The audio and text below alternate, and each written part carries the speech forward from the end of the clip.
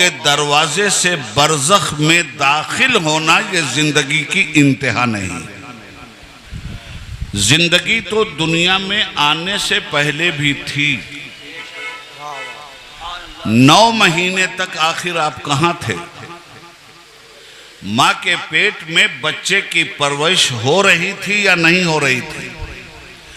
माँ के पेट में बच्चा जिंदा था या नहीं था?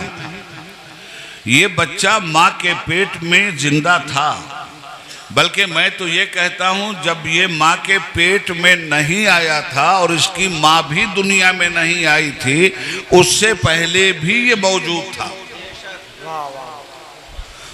और जहाँ मौजूद था वहीं इसकी माँ भी मौजूद थी। जहाँ ये मौजूद था वहीं इसका बाप भी मौजूद था। इसकी सारी अगली पिछली नस्लें इसके साथ वहीं मौजूद थी जहाँ ये मौजूद था। अब कुरान करीम के जरिए मैं हवाला दे दूं, रब्बुल आलमीन ने जब अदम से इंसान को वजूद बख्शा, हम बोलते हैं ना अदम और वजूद, अदम का क्या मतलब? अदम का मतलब ये कुछ नहीं, सिर्फ परवरदिगार, किसी की जिंदगी नहीं। इल्मे इलाही में तो हम थे, मगर अदम में होने की बुनियाद पर ना अक्ल हमारी थी, ना इल्म हमारा था, ना हम थे। मशीयत रब्बानी ने ये तय किया कि वो हमें अदम से वजूद में लाए, और वजूद नाम है जिंदगी का। अल्लाह रब्बुल आलमीन ने अपनी मशीयत एज़दी के तहत अदम से हमें निकाला और वजूद अता फरमाया। अब हम आलमे वजूद में आ गए। तो आलमे वजूद में रोज़े अज़ल एक जलसा किया था अल्लाह रब्बुल आलमीन ने, सबको एक साथ वजूद में लाया। क़यामत की सुबह तक जो पैदा होने वाले थे उन्हें भी पैदा कर दिया, सबको एक साथ वजूद बख्शा। याद रखिएगा, जिंदगी जिस्म का नाम नहीं है, जिंदगी नाम है रूह का। जिस्म को तकलीफ नहीं होती, तकलीफ होती है रूह को, जो जिस्म के जरिए जाहिर होती है। फलसफा जरा अदक है, समझाऊंगा आसान जुबान। पैर में चोट लगी, आंखें आंसू बरसाने लगी, रोना पैर को चाहिए था, आंसू पैर से निकलना चाहिए था, खून तो निकला पैर से। उस कर्ब की शिद्दत का रास्ता आंखों के जरिए निकाला गया। मालूम यह हुआ कि आंखों के जरिए जो कुछ बरामद हो रहा है वो आला है बरामद होने का। ये जो जुबान बोल रही है, ये जुबान नहीं बोल रही है, उस बोली के लिए जुबान तर्जुबान बन गई है, बोल रूह रही है। और आसानी से समझा दूं, इंतकाल के बाद जब जिस्म मर जाता है, वो इंसान जो अपने माँ बाप के ऊपर दुश्मन का एक थप्पड़ जिंदगी में बर्दाश्त नहीं कर सकता, वो इंसान जिसके बाप को अगर किसी ने खराश भी लगा दी, तो वो इंसान अपने बाप का बदला लेने के लिए मरने और मारने के लिए तैयार हो जाता है। हमने उसी इंसान को देखा कि मैयत उठा के कब्र में वही ले जा रहा है, बाप को अच्छे घर में रखने के लिए वो तैयार नहीं है। और हमने उसी इंसान को देखा कि गंगा के किनारे ले जाकर अपने बाप के मुंह में आग लगा रहा है और आग में झोंक कर उसकी हड्डियों को खाक बनाने पे तुला हुआ है। मालूम यह हुआ कि जिंदगी को खाक में मिलाया नहीं जा सकता। जिस्म का नाम जिंदगी नहीं है। जब जिस्म से जिंदगी निकल गई तो जिस्म बेकार होकर रह गया, मिट्टी में बना था, मिट्टी में दफन हो गया। और आसानी से समझाऊंगा बात को, जहन में और आसानी से इस बात को रखिएगा। तो पैदा किया रब्बुल आलमीन, गौर से सुनिएगा, जरा सा इधर उधर हुआ मामला, बात गई। इसलिए बहुत गौर से सुनिएगा, शायद मैं आपको नारा भी ना लगवाने दूं। बहुत फिक्री और तजस्सुस से भरी हुई गुफ्तगू कर रहा हूं। ये इंसान एक साथ एक जगत है। अल्लाह रब्बुल आलमीन ने एक बड़ा जलसा बुला लिया और क़यामत की सुबह तक जितने लोग पैदा होने वाले हैं सबको एक जगह जमा कर दिया। जब सबको एक जगह जमा कर दिया तो इरशाद फरमाया, अलस्तो बिरब्बिकुम, क्या मैं तुम लोगों का परवरदिगार नहीं हूं? पूछिए इन उलमाए किराम से कि ये जो अलस्तो बिरब्बिकुम का सवाल था, ये हमारे दुनिया में आने के बाद हुआ है या दुनिया में आने से पहले हमसे हुआ? सवाल हुआ, अलस्तो बिरब्बिकुम, क्या मैं तुम्हारा रब नहीं हूं? कालू बला, सब एक साथ पुकार उठे, पहचान लिया तुझे, तू ही हमारा रब है। इकरार करते हैं हम कि तू ही हमारा रब है। हमारे लाशऊर में इस बात को परवरदिगार ने रख दिया। कहा जाइए, वजूद बख्शा एक साथ, मगर एक साथ नहीं भेजेंगे दुनिया में। जब हम नस्ले इंसानी को दुनिया में भेजने का सिलसिला शुरू करेंगे तो हम कर्नन बादा कर्निन भेजेंगे, नस्लन बादा नस्लिन भेजेंगे, स्टेप बाय स्टेप भेजेंगे। पहले बाप को भेजेंगे, फिर बेटे को भेजेंगे, पहले माँ को भेजेंगे, फिर बेटी को भेजेंगे। इस तरह से तवादुल और तनासुल का सिलसिला क़यामत तक जारी रहेगा। हज़रात गिरामी, एक जगह हुए सब ना, अब भेजने का सिलसिला शुरू हुआ। तो भेजा के यहां पहले मुंतकिल किया बाप की पुश्त में। अब सफर शुरू हुआ आपका, बाप की पुश्त से मुंतकिल किया मां के पेट में। वहां की भी आपकी जिंदगी एक जिंदगी है। मां के पेट से में एक मुद्दत तक रखा, उसके बाद फिर फरमाया सफर करो। अब मुंतकिल किया इस दुनिया में,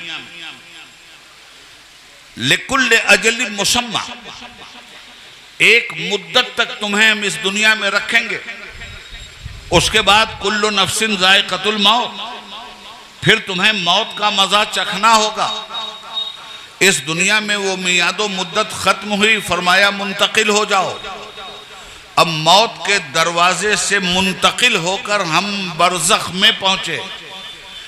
अब हमारी मौत कहीं नहीं हो रही, मौत से जिंदगी में हम आ चुके, अदम से वजूद हमने पा लिया। अब मौत का कोई सवाल कभी के लिए नहीं है। अब सिर्फ मुसाफिर हैं हम, एक जगह से दूसरी जगह इंतकाल, दूसरी जगह से तीसरी जगह इंतकाल। अजी इसी कलील जिंदगी में भी हम रोज इंतकाल करते हैं। आप लोग कहां से आए हैं? जहां से भी आए हों किचौसा शरीफ, जहां से भी आए हों उर्स मखदूमी में, आप इंतकाल करके आए हैं। आपने अपने घर से इंतकाल किया, कहां के लिए? किचौसा शरीफ के लिए। कल फिर आप यहां से इंतकाल करेंगे। जिसको जहां जाना होगा, मालूम यह हुआ कि जहां जहां जा रहे हैं आप, जिंदगी मुस्तकिल इंतकाल करती जा रही है। एक दिन ऐसा आएगा कि इस जाहिरी दुनिया का इंतकाल भी बंद हो जाएगा और बरज़खी दुनिया में मौत के दरवाजे से दाखिल होकर हमारी जिंदगी आगे बढ़ जाएगी। एक बात और अर्ज करेंगे, ये बच्चा जो पैदा हो रहा, जिसको हम कहते हैं पैदा हुआ, ये दुनिया में आता है तो इसका पहला अमल क्या है? ये आता है अपने दुनिया में अपना हक जताता हुआ कि हम आ गए। ये जब आता है तो अपनी जिंदगी का सबूत देता हुआ आता, रोता हुआ आता है ना। ये और बात है कि आप हंसते हैं, मगर ये बच्चा तो खुद रोता हुआ आ रहा। थोड़ी देर तक रोया, आंख खुली, खामोश हो गई। जब तक आंख नहीं खुली तब तक तो रोता रहा। आंख खुली, खामोश हो गया। अब इस जिंदगी की फजा और माहौल में रच बस गया। ये रो क्यों रहा था और इसका रोना बंद क्यों हो गया? ये दो बातें भी समझने की।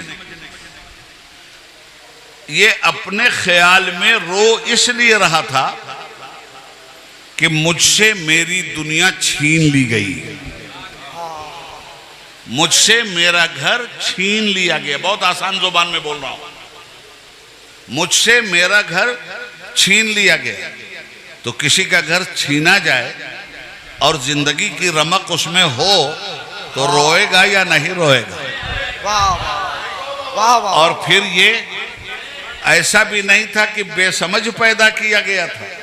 हजरत कुरान करीम कहता है कि ऐ लोगों, ये मत समझना कि दुनिया में जाने के बाद जब तुम कुछ पढ़ लिखते हो तब तुम्हें खैर और शर का पता चलता है। जब तुम कुछ पढ़ लिख करके आगे बढ़ते हो और तुम्हें जब डिफिनेशन मालूम हो जाती है कि मुसीबत की डिफिनेशन ये है और मुसर्रत की डिफिनेशन ये है, गम की डिफिनेशन ये है, खुशी की डिफिनेशन ये है, मतलब हासिल करने की डिफिनेशन ये है और मतलब से महरूमी की डिफिनेशन ये है, तब तुम्हें पता चलता है कि हमारा गम क्या है, हमारी खुशी क्या है, हमारी चाहत क्या है, हमारी नाराजगी क्या है। इसका पता बिला इल्म के नहीं चलता। इसके लिए इल्म जरूरी है। मगर मैं आपसे कहता हूं कि इस दुनिया में स्कूल में जाने से पहले उस करीम परवरदिगार ने अपने बच्चों को गम और मुसर्रत का इल्म दे के भेजा है।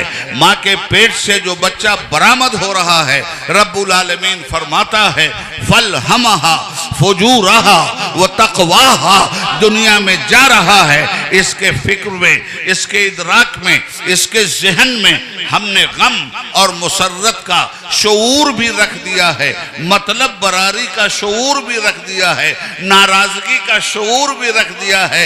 मतलब बरारी आते ही भूख लगी, माँ का सीना तलाश करने लगा, चीखने लगा, मगर माँ की ममता से जब दो चार हुआ तो मुस्कुराने भी लगा।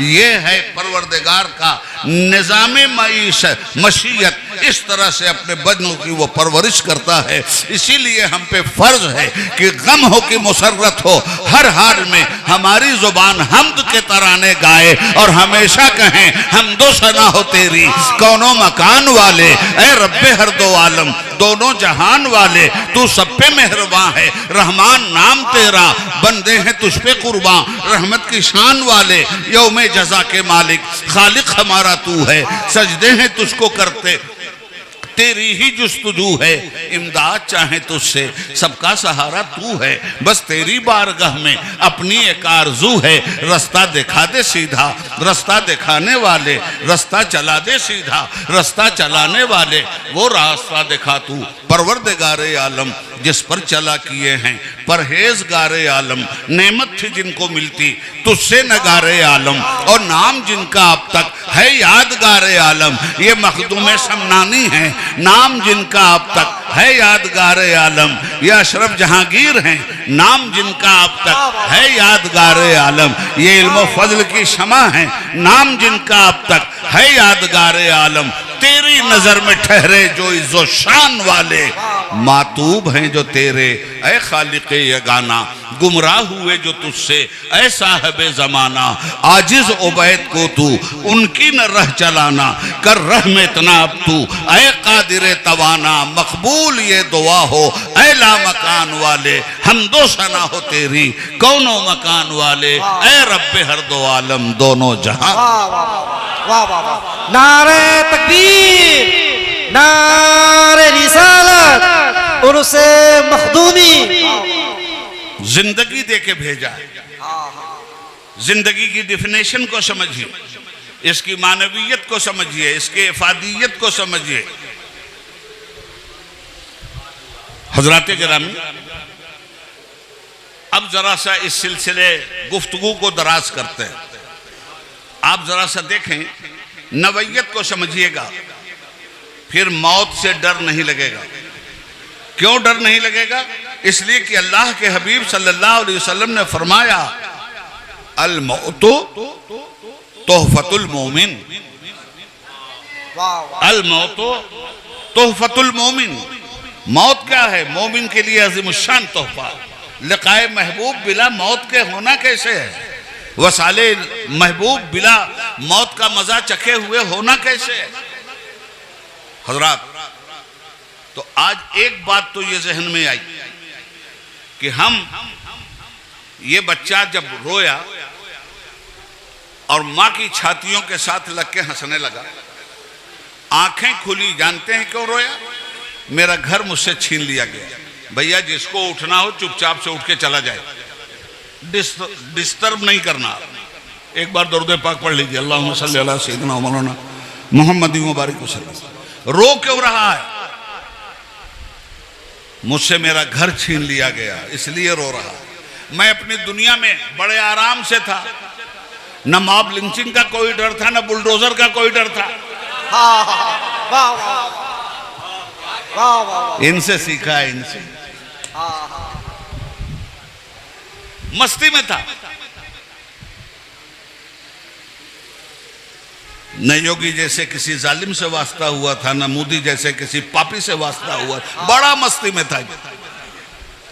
इससे इसका घर छीना गया, रोया। मगर जब आंख खुली, खुला हुआ आसमान देखा, वसी सल्तनत देखी दुनिया की, तो सोचने लगा, अरे यार, मैं तो बड़ा गलत फहमी में था। मैं तो यही समझ रहा था कि वही मेरी दुनिया है, वही मेरा घर है, वही एक जहान है, उसी में मस्ती है। अरे अब समझ में आया कि वो तो कैद खाना था 9 महीने का, दुनिया तो ये है जिसमें आया हूं।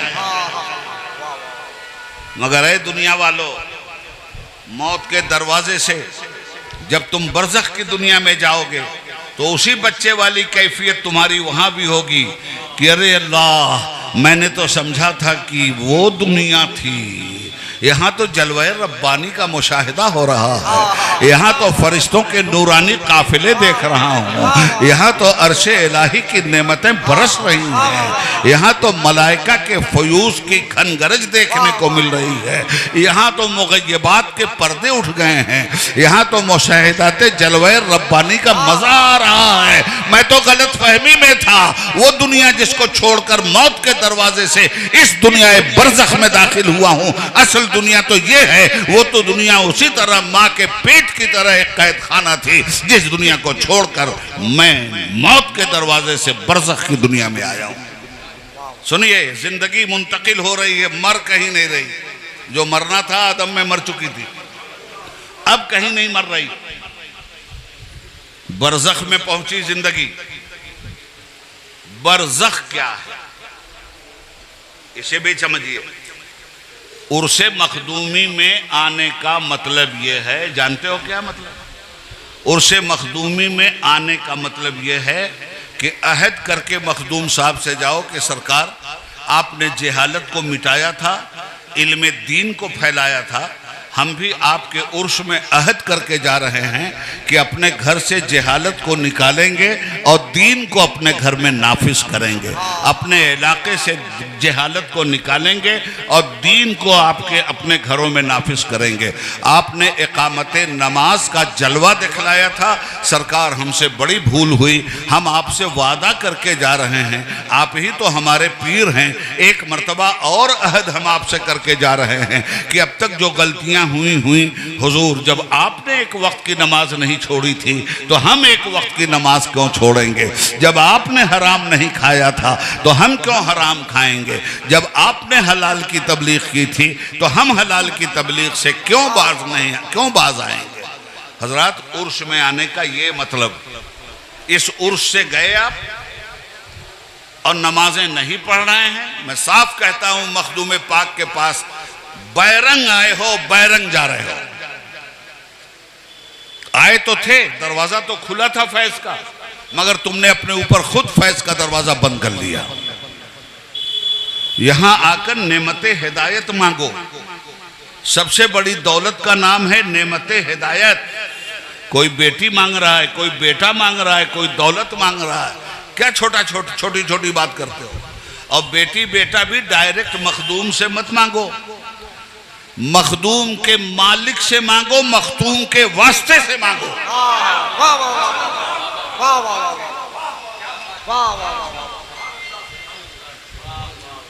हजरत गिरामी, अब ये पोजीशन है, आप बरज़ख में पहुंच गए, ठीक है ना?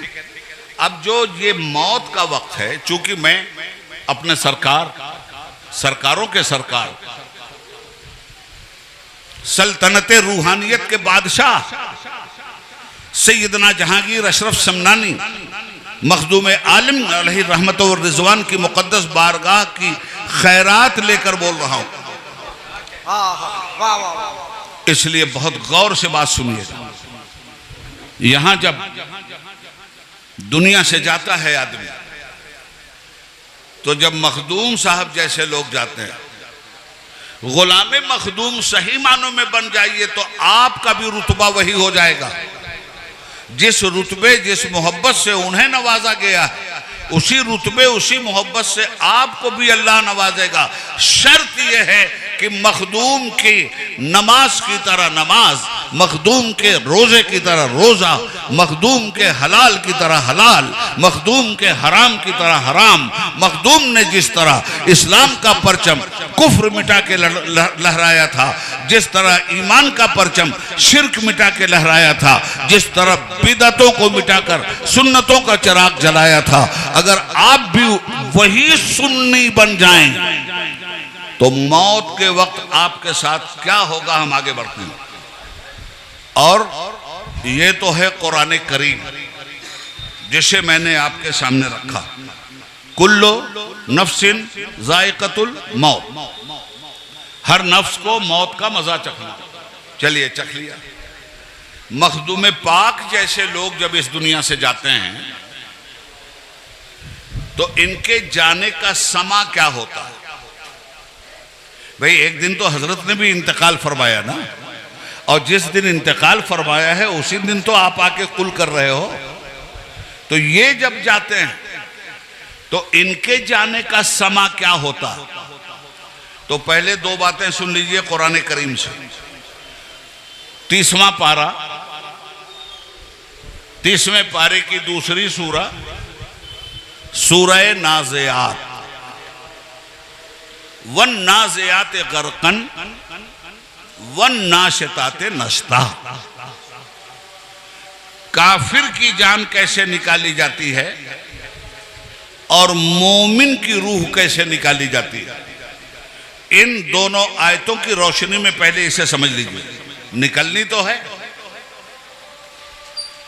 अरे जो अपनी दुनिया की ये रूह भी तो यहां कैद है भाई, ये भी तड़प तड़प के अपना मकान तलाश कर रही है। तो इसे भी हुक्म है कि सब्र से काम ले ले, नमाज से काम ले ले, रोजे से काम ले ले। दायरा अमल है, दारुल इम्तिहान है, इस दारुल इम्तिहान में इम्तिहान दे दे और उसके बाद तो तुझे परे परवाज़े जिब्रील अता कर दिया जाएगा। हजरात, अब ये जो पोजीशन है, वन नाज़ियात गरकन, कसम है उन फरिश्तों की जो डूब कर जान को खींचते हैं। ये काफिर की जान निकालने के लिए आयत बयान कर रही है। कैसे निकालते हैं जान, आप जानते हो? भाई नाखून में भी जान है, पैर में भी जान है, हाथ में भी जान है, जुबान में भी जान है, दिल में भी जान है, दिमाग में भी जान है, आंख में भी जान है, नाक में भी जान है, कान में भी जान है, गले में भी जान है ना। तो ये कैसे निकालते हैं काफिर की जान? वन्नाज़ियाते गर्क़ा, डूब कर खींचते हैं ये। तो ये तो है कुरान। अब हदीस पाक में सुनिए, अल्लाह के हबीब, जख्म खुर्दा इंसानियत के तबीब हजरत मोहम्मद मुस्तफ़ा सल्लल्लाहु अलैहि वसल्लम फरमाते हैं कि काफिर की जान इस तरह निकाली जाती है। मिसाल हुजूर ने दिया है, जैसे एक कांटों से भरी हुई शाख हो, कांटों से भरी हुई शाख हो, उसमें गीला ऊन लिपटा हुआ। अब जब गीले ऊन को उस शाख से आप निकालोगे तो वो लम्हा लम्हा कैसे रेजा रेजा होकर निकलेगा। तो काफिर के जिस्म की शाख में जो इसकी बेईमान रूह है, जब वो निकाली जाती है तो इसी तरह फरिश्ते खींचकर निकालते हैं। पहली आयत वन्नाज़ियाते गर्क़ा। दूसरी आयत आपके लिए वन्नाशिताते नश्ता। जब साहबे ईमान की रूह निकालते हैं तो इस तरह निकालते हैं जैसे एक मशकीज़े में पानी भरा हुआ हो और मशकीज़े का मुंह खोल दिया जाए, कितनी तेजी के साथ पानी निकल जाता है, इस तरह साहबे ईमान की रूह निकाली जाती है। अब बात हदीस और कुरान की, आगे चले। मखदूम सिमनानी अलैहिर्रहमा